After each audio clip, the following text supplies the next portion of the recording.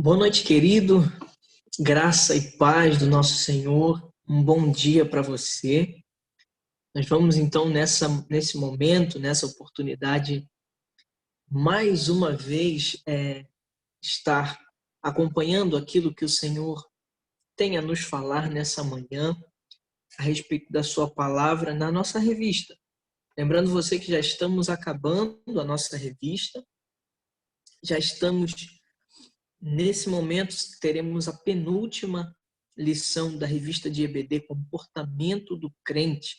Você pode acompanhar aí na tela, EBD, Escola Bíblica Dominical, lição 16, Ambições Erradas. Portanto, é a respeito disso que falaremos nessa manhã, ambições erradas.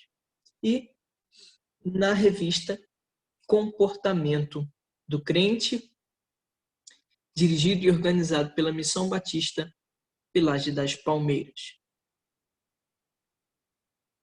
Então eu peço então que você acompanhe.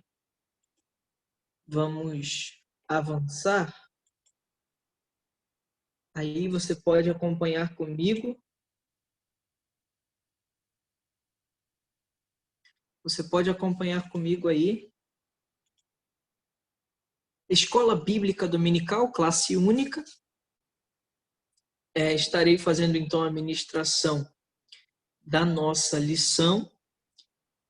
E como eu falei a você, é a lição de número 16, ambições erradas. Portanto, quero caminhar com você nessa lição, começando a pensar com você a respeito de ambições erradas. E a palavra do Senhor vai nos levar ao texto base, lembrando você que estamos estudando as leis que foram dadas, as revelações que foram dadas a Moisés, lá no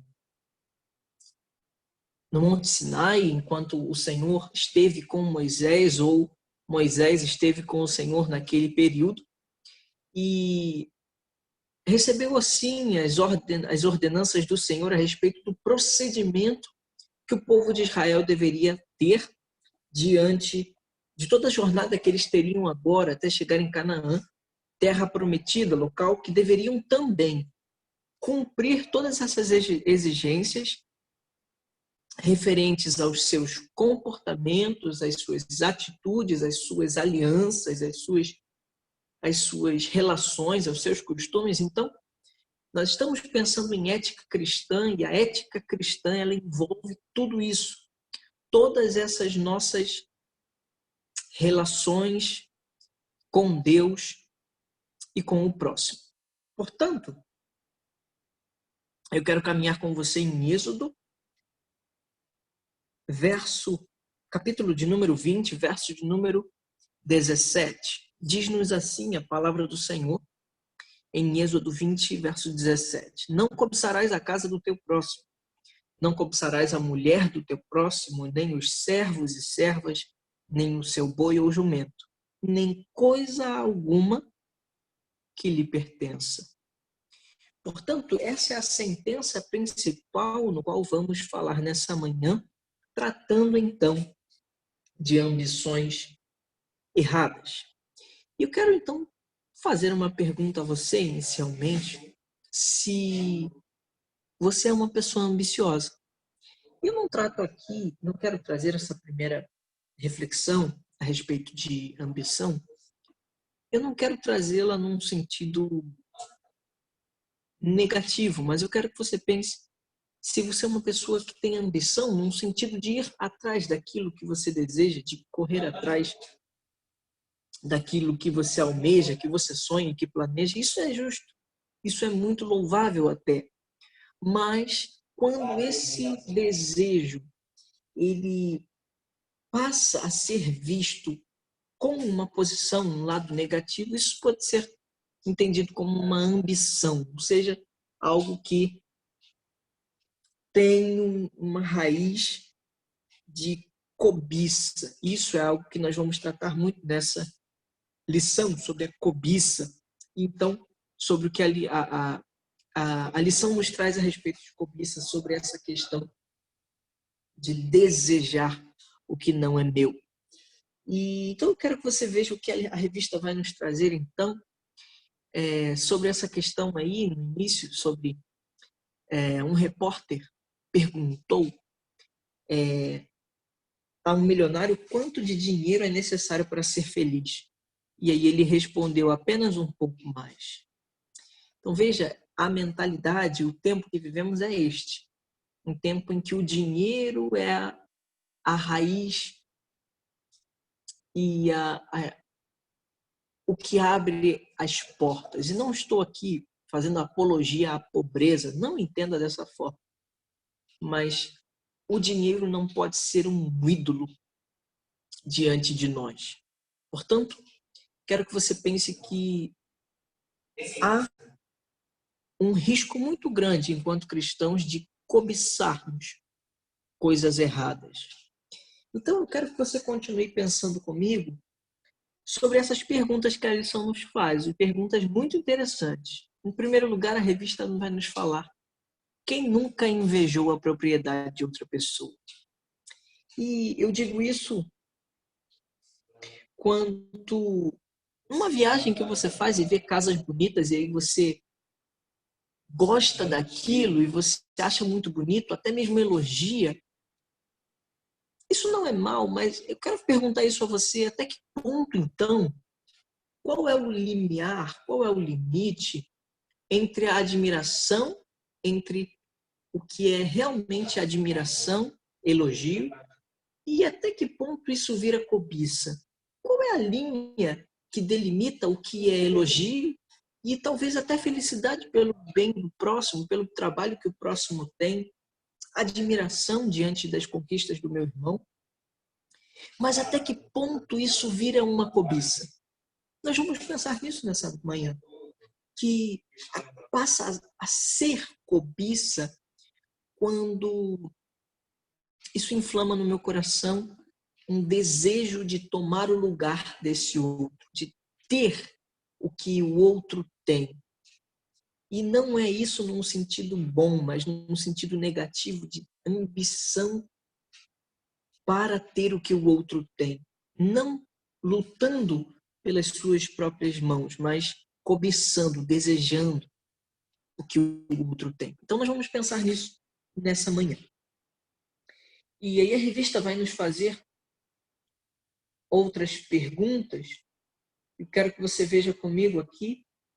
Nós já fizemos essa pergunta e quero que você veja agora. Quem nunca ficou irado quando o colega de trabalho foi promovido ou recebeu aumento, enquanto você era o mais antigo na empresa? Isso às vezes acontece muito dentro da igreja. O irmãozinho que chegou agora, o irmãozinho chegou agora e já está tocando no ministério de louvor. E eu, que sou antigo na casa e não sou visto. No trabalho, como foi falado, existe esse tipo de cobiça. Então, é aquela coisa, chegou agora e já quer sentar na janela. Isso é muito comum no nosso tempo e, infelizmente, a cobiça é algo que está muito presente no nosso tempo. Então, nós vamos ver diversas outras perguntas, por exemplo, sobre a inveja a um irmão ou algum conhecido que teve um sucesso, alcançou sucesso, e eu vi isso após passar pelo ensino médio e agora já terminando, já chegando a mais da metade da graduação, da faculdade, e eu vejo algumas pessoas que chegaram a estar comigo no ensino médio, que são pessoas que hoje estão trabalhando fora do país, pessoas que têm desenvolvido carreira. Conheço amigos meus que viraram cantores, um amigo virou cantor de, acho que foi pagode ou rap, alguma coisa assim, e ficou famoso. Um outro amigo virou um fotógrafo muito famoso, ou melhor, ele virou um fotógrafo muito profissional e tem trabalhado para grandes artistas, enfim. Isso é admirável, mas até que ponto isso vira cobiça? Nós vamos pensar. O texto, então, ele continua nos falando sobre... O texto, então, continua a revista, na verdade, vai nos falar assim sobre... Deixa eu só ajeitar aqui a nossa canetinha. Sobre casa semelhante a que o outro comprou. A revista vai nos falar sobre o desejo secretamente. É aí que está o detalhe, é o desejo secretamente, algo que está encoberto. É aquela coisa que fica escondida e que não é agradável a Deus. Isso passa a ser cobiça.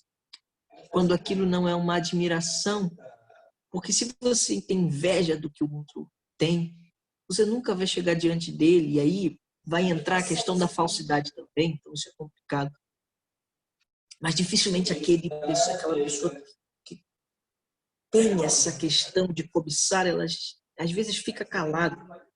E é aí que a cobiça acontece, um desejo secretamente. Então a revista vai nos falar também, quem nunca desejou aquela roupa de moda, enfim, aí para as mulheres. Mas eu quero caminhar com você então nesse primeiro ponto, pensando sobre o que o Novo Testamento nos traz como cobiça. O Antigo Testamento, o hebraico, como você pode perceber aqui, quer dizer desejar. E esse desejo, eu quero que você pense que esse desejo, a palavra aqui, perceba, Hamad, em hebraico, não é um significado negativo, ele é um desejo neutro. Mas quando esse desejo ele passa a ser a vontade de ter o que o outro tem, isso passa sim a ser um desejo errado. Portanto, é uma questão de possuir o que o outro tem. E isso é o que o Antigo Testamento vai nos trazer, e diversos textos nos revelam isso, mas no início das Escrituras, no texto em Gênesis 3, houve a questão da cobiça. A mulher desejou o fruto. Veja o que a revista vai nos falar, que a mulher desejou. Ela viu que era boa para comer. Ela viu que era... estou aqui. Espera aí, deixa eu ver. Ela viu que era boa para comer. Ela viu que era agradável aos olhos e desejável ao entendimento. Então, passou por 3 coisas principais: desejo de comer, agradável aos olhos e boa para dar entendimento. Aí foi o processo de cobiça que aconteceu com Eva. Mas nós precisamos pensar então que o primeiro pecado foi originado pela cobiça de Eva pelo fruto, pela influência de Satanás, mas para você perceber como a cobiça é algo muito sério e está muito presente na vida da igreja.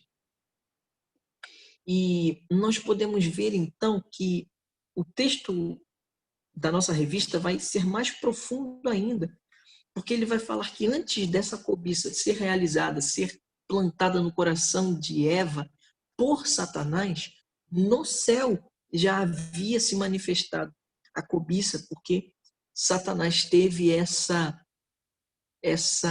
raiz no seu ser. Ele teve esse desejo, essa cobiça de ser como Deus. Veja, Isaías 14:12. Como você caiu dos céus, ó estrela da manhã, filho da alvorada? Como foi tirado à terra você que derrubava as nações? Você que dizia no seu coração: subirei aos céus, erguerei o meu trono acima das estrelas de Deus e me assentarei no monte da Assembleia, no ponto mais elevado do santo monte. Subirei mais alto e nas mais altas nuvens. Serei como o Altíssimo. Está aqui a raiz da cobiça. O primeiro exemplo, o primeiro momento em que houve a cobiça no coração de Satanás. Então, nós podemos ver que isso aconteceu com Satanás, aconteceu com os primeiros moradores habitantes da terra, e isso aconteceu com o povo de Israel. No período que estavam no deserto, eles desejaram retornar para o Egito. Veja, eles diziam, e o populacho que estava no meio deles veio a ter grande desejo ou cobiça pela comida dos egípcios, porque os filhos de Israel se tornaram a chorar. Chorar, eu quero grifar isso.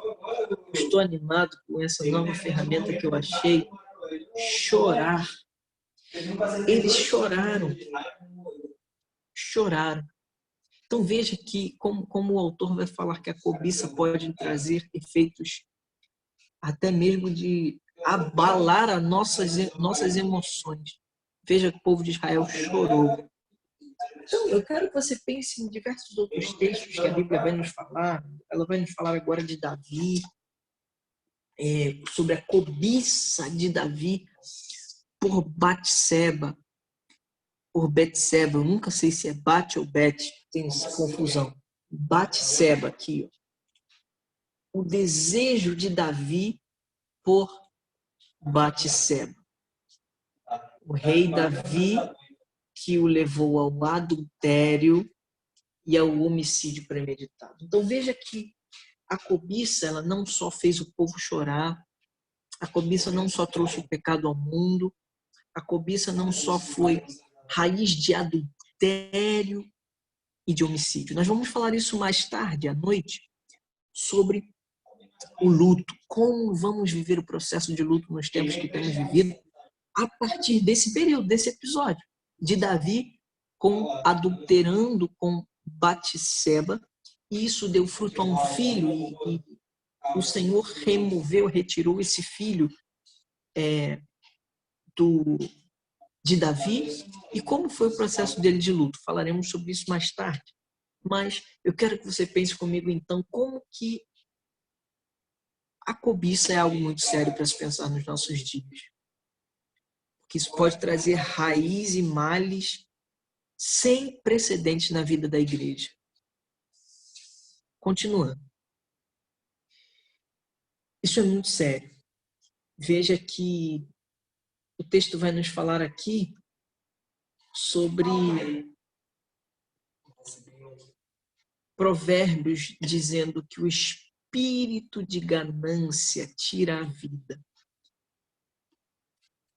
Isso é muito sério. O espírito de ganância tira a vida. Cria um vácuo no ser humano. Isso é interessante porque mais à frente nós vamos ver um texto em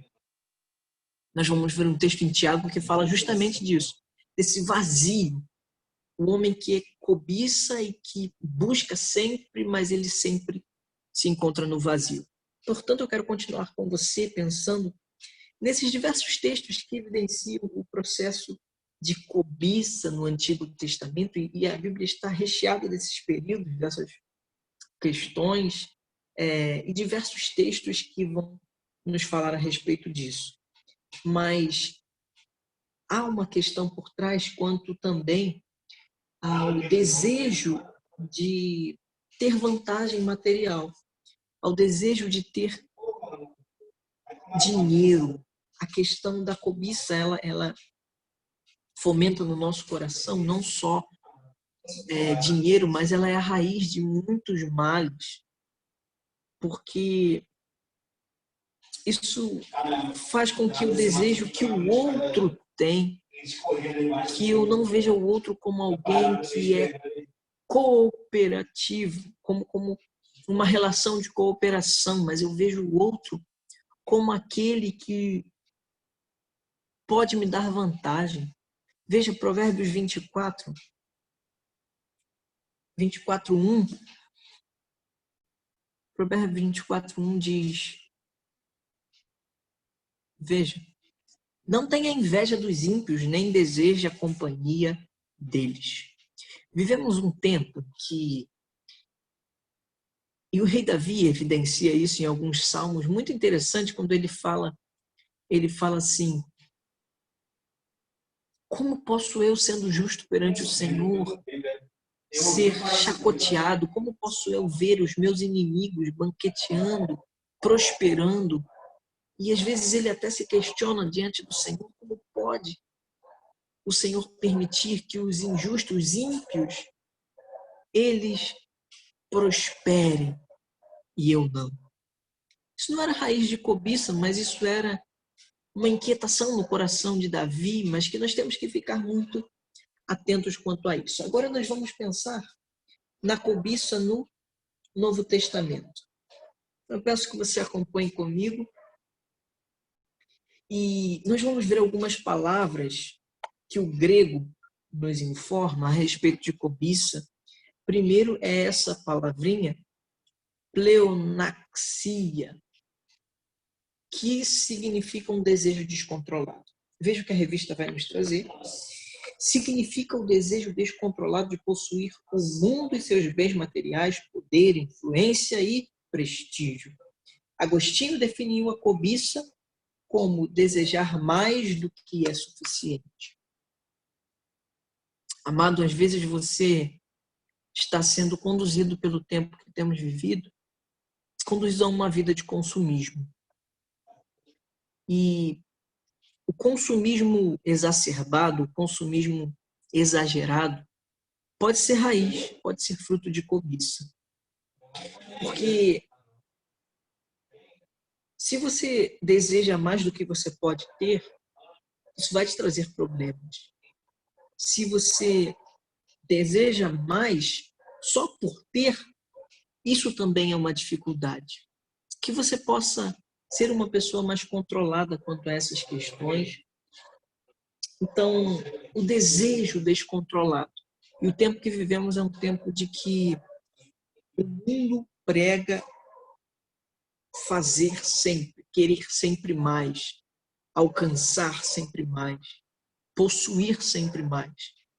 Mas a narrativa do Evangelho é uma narrativa de equilíbrio. Portanto, temos que pensar a respeito disso. Em segundo lugar, ele não fala só, uma das possibilidades do texto grego no Novo Testamento quanto à questão da cobiça, não fala só sobre desejo descontrolado, mas sobre amor desordenado. Veja que é filargíria, que diz amor desordenado pelo mundo. Pelo mundo. 1 João vai nos dizer, acho que é 1 João que vai nos dizer, não ameis não ameis o mundo nem o que nele há. Não ameis o mundo nem o que nele há. Aquele que é amigo do mundo faz-se inimigo de Deus. Quem quer ser amigo de Deus deve ser inimigo do mundo. Então, como posso eu amar desordenadamente, desenfreadamente o mundo e o seu sistema, enquanto que, como amigo do mundo, eu sou inimigo de Deus? Portanto, você deve pensar a respeito disso, porque isso seria uma questão de idolatria. Idolatria é tudo aquilo que substitui Deus na sua vida.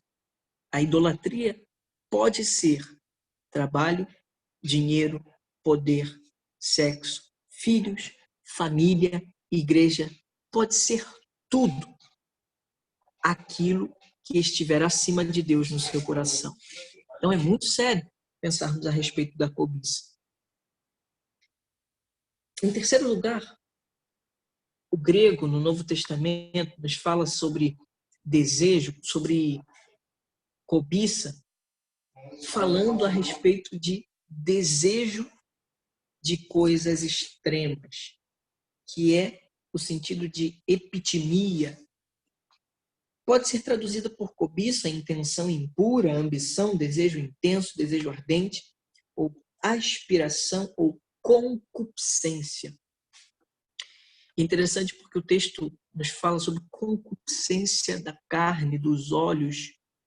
Diversos textos nos falam a respeito disso, portanto, veja quais são os desdobramentos da cobiça no seio da igreja. Isso é muito sério para nós pensarmos. Portanto, veja que há uma explicação mais detalhada aqui a respeito disso, aqui a respeito do desejo incontrolado de possuir o mundo, poder, influência, bens materiais.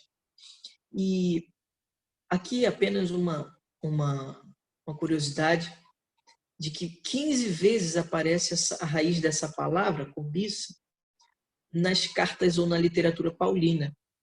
Você que não sabe, a literatura paulina são os escritos do apóstolo Paulo, que escreveu mais de 70% do Novo Testamento. Portanto, veja que na mentalidade do próprio apóstolo Paulo, a questão da cobiça é algo muito sério. Nós vamos ver também nas próprias palavras de Jesus em Marcos 7, 22. Marcos 7, verso de número 22. As cobiças, as maldades, o engano, a devassidão, a inveja, a calúnia, a arrogância e a insensatez.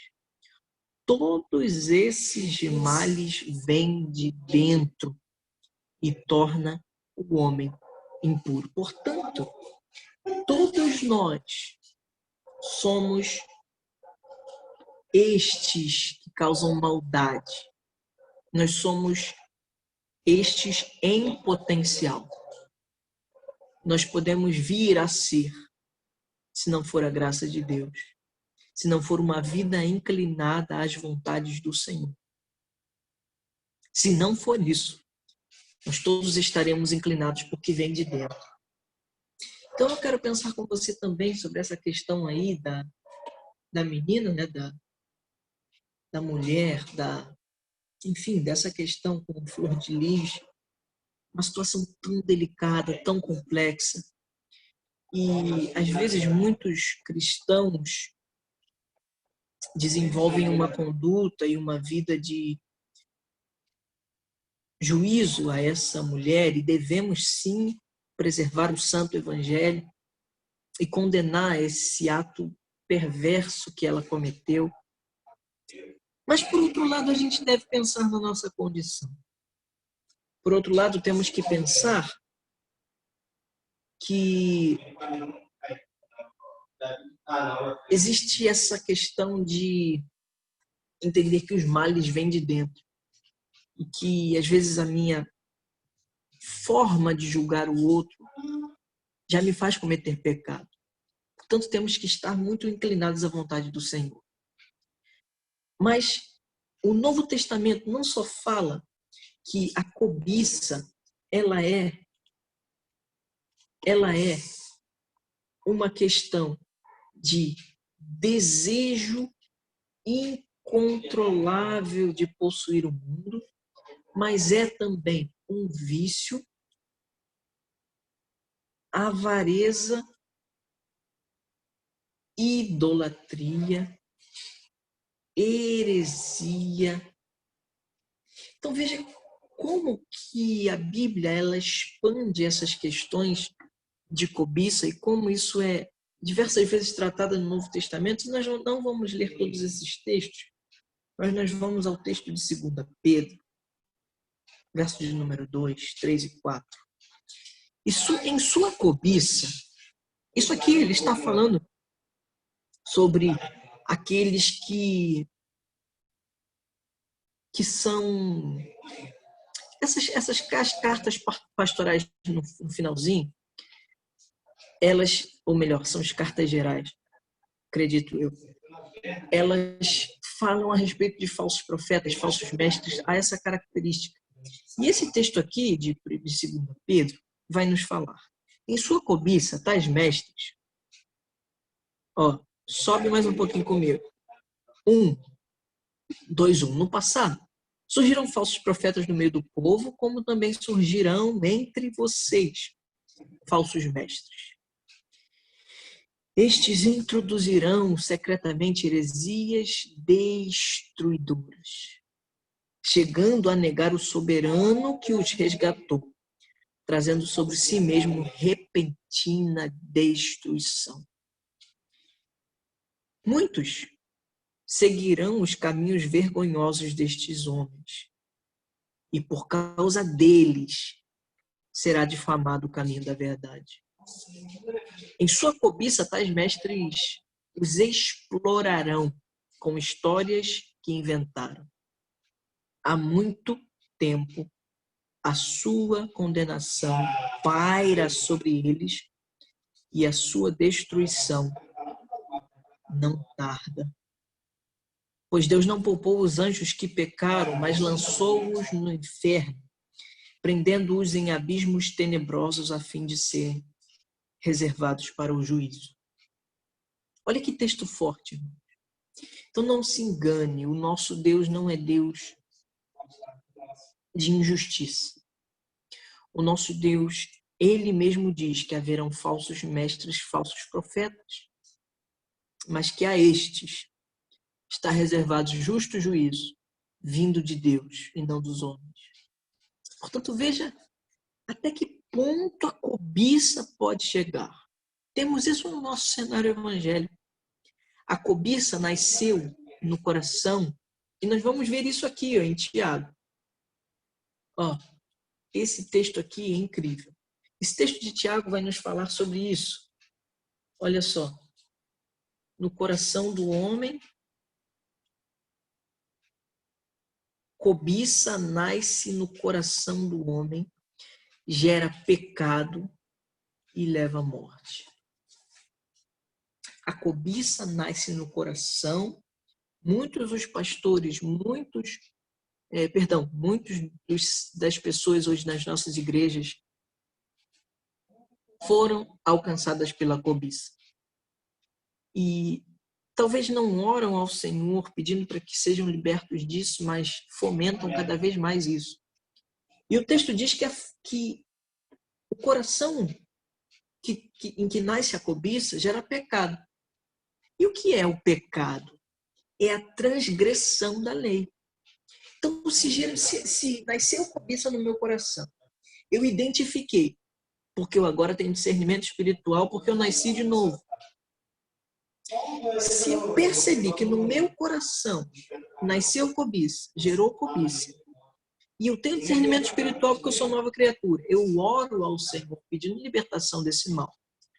Mas se a minha mente serve aos desejos da carne que foram gerados, a cobiça, e eu transgrido a lei do Senhor, eu cometo pecado. São esses processos que Tiago nos fala. Cobiça, pecado, e o fruto, o resultado, a consequência do pecado é morte. Seja morte principalmente espiritual, relação com Deus, e aí vai ser morte de relação com o próximo, morte de relação comigo mesmo, morte de relação com o Senhor, morte de relação com a igreja, com a vizinhança, com a política, com a sociedade. Então, veja como se alastra. Essa mulher foi alcançada pela cobiça, que gerou pecado e que gerou morte. Gerou morte.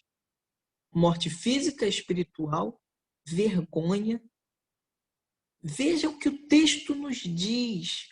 Muitos seguirão os caminhos vergonhosos destes homens, e por causa deles será difamado o caminho da verdade. Pessoas estão chacoteando do evangelho nos últimos tempos. Hoje, nós podemos ver que em uma semana, um dito chamado pastor foi preso, envolvido por questões de corrupção. Uma cantora evangélica foi julgada pelo homicídio, supostamente julgada por um homicídio. Então veja, e o texto nos fala, o texto nos assegura, muitos seguirão o caminho destes falsos mestres. E por causa desses será difamado o caminho da verdade. Quantas pessoas estão chacoteando? Quantas pessoas estão perdendo a sua fé na palavra do Senhor devido a estes falsos mestres? Em sua cobiça, estes mestres exploram com histórias inventadas. Isso é muito sério, isso é muito atual. Tiago parece que escreveu para a sociedade de hoje. Então veja como que a cobiça alcança lugares muito profundos na nossa vida e na nossa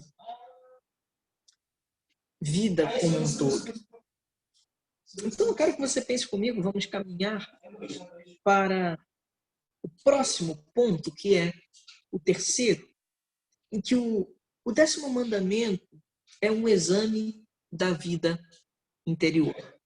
E eu quero que você pense comigo, então, que é um exame da vida interior, é uma atitude mental. Os 10 mandamentos, eles não vêm apenas trazer uma lei do certo e do errado, e do pode e não pode, mas veio trazer uma questão de uma atitude, de pensar criticamente no que eu vivo, uma questão de uma atitude interior, uma questão de... Veja, as emoções do homem e os seus desejos, eles sempre estão escondidos no porão da alma. Existe uma música muito profunda, acho que é da Oficina G3, que se chama Porão da Alma. E fala sobre isso, sobre guardarmos coisas no nosso coração, coisas que são às vezes guardadas no porão da nossa alma, que a gente não quer que ninguém veja. Mas devem ser evidenciadas ao Senhor, devem ser reveladas ao Senhor, isso que vivemos, para que possamos alcançar diante do Senhor um exame da nossa vida íntima. E aí a revista vai nos falar sobre alguns processos, e eu quero acompanhar com você rapidamente esses processos. O que, em primeiro lugar, e ficou feio pra caramba esse... Deixa eu apagar. Estou adorando essa canetinha nova, essa ferramenta que eu achei. Vamos lá. Criar um sentido mais profundo do nosso pecado. Talvez uma das maiores perdas e um dos maiores frutos da vida que temos vivido enquanto como igreja, como sociedade, é relativizarmos o pecado e banalizarmos os resultados do pecado e considerarmos o pecado como algo ultrapassado. Não é mais tão assim. Espera lá, né? Isso é muito sério, porque isso pode ser um fruto de cobiça que vai gerar pecado, que vai gerar morte. Na verdade, não tratar o pecado de forma profunda é uma das maiores possibilidades de se gerar cobiça no nosso coração. Porque o que acontece? A cobiça nasce no nosso coração corrompido pelo pecado. O que vai fazer com que eu decida orar, pedir ao Senhor para que isso seja quebrado, ou fomentar isso para que resulte em pecado? O próprio entendimento do pecado vai fazer isso. Se eu vejo que o pecado é contrário à vontade de Deus, eu vejo que cobiça é pecado, eu rejeito e caminho para o Senhor pedindo misericórdia. Agora, se a visão é de que não é tão assim, essa cobiça vai gerar pecado e esse pecado vai gerar morte. Portanto, precisamos criar um sentido mais profundo a respeito do nosso pecado. Segundo lugar, mais amor a Cristo. Isso é um processo, é um caminho, consequência. Se eu entendo que o pecado é terrivelmente ofensivo ao meu Deus, que é amor, esse caminho de que a cobiça nasceu no meu coração, o que eu faço? Eu caminho para Deus, eu vivo em amor, com mais amor a Cristo. E amar a Cristo é rejeitar o que Ele rejeita. Então precisamos pensar nisso. E eu quero continuar caminhando com você, já estamos para finalizar. E vamos caminhar rapidamente nesses pontos. Terceiro lugar, permitir que o Senhor nos cobice. Isso eu achei muito interessante, que a revista nos trouxe. E eu quero que você perceba na íntegra, eu vou ler na íntegra esse trecho, porque eu achei muito interessante. Ao invés de cobiçarmos, deixar que o Senhor nos cobice. Veja, é estranho pensar que o Senhor nos cobice. Ele é nosso rei e um rei tem seus súditos. O que seria de um rei sem reinado, sem súditos? O Salmo 45 fala de como o rei ungido se interessa por sua noiva, dedica-se a ela e zela por ela. O rei cobiçará a tua formosura, pois ele é o teu Senhor, inclina-te perante ele. O sujeito da cobiça é o Senhor, seu objeto, formosura da noiva.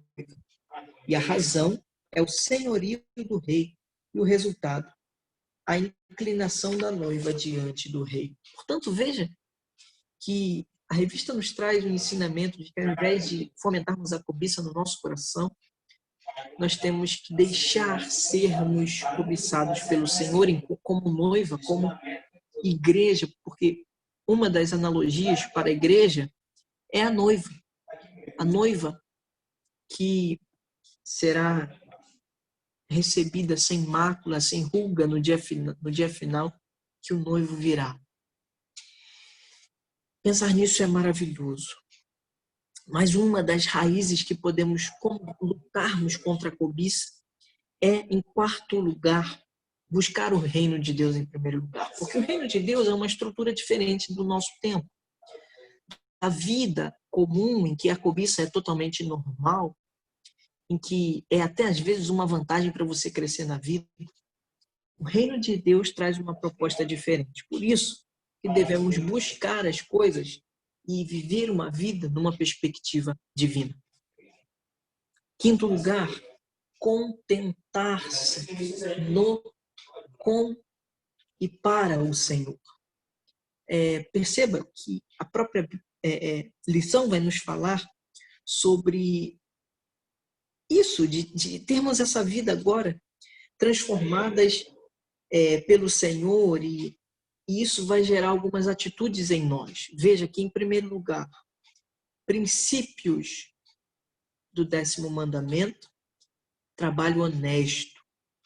Como tem sido difícil hoje pensarmos em alguém que trabalha de forma honesta, irmãos. Como isso virou algo tão complicado.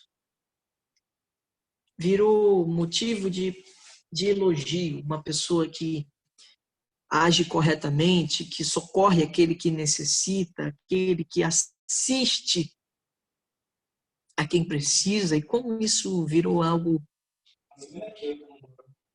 espetacular, enquanto que na vida daquele que vive o reino de Deus, aquele que vive o reino de Deus, deveria ser algo comum. Em sexto lugar, assumir conscientemente a condição de peregrino e forasteiro. O texto vai nos dizer, e eu amo esse texto de Pedro, de 1 Pedro 2:11. Amados, insisto que, como estrangeiros e peregrinos no mundo, vocês se abstenham dos desejos carnais que guerreiam contra a alma.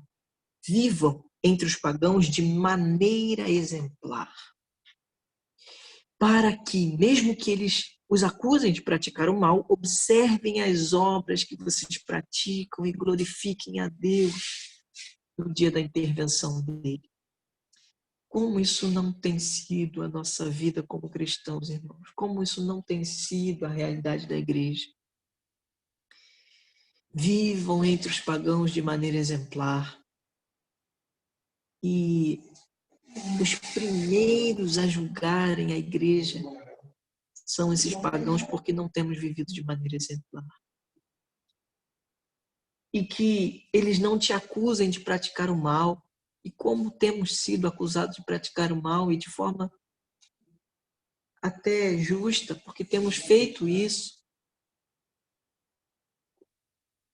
Observem as obras que vocês praticam e glorifiquem a Deus. sétimo lugar, amar o próximo. Amar o próximo. Isso nos fala do bom samaritano, essa parte nos fala do bom samaritano e como isso é atual. É a questão da empatia. E existe uma grande diferença entre empatia e simpatia, porque a pessoa que é empática, ela traz para si a dor do outro. Ele vivencia a dor do outro e faz algo pelo outro. Enquanto que a simpatia é apenas uma comoção que não gera nada. Portanto, a igreja deve ser aquela que exerce o amor ao próximo. E o amor cristão não é uma filosofia. O amor cristão é a atitude. E você deve entender isso. Em oitavo lugar, exercer atos de misericórdia. Eu acho que isso é uma das mais profundas questões que devemos pensar no nosso tempo. Misericórdia.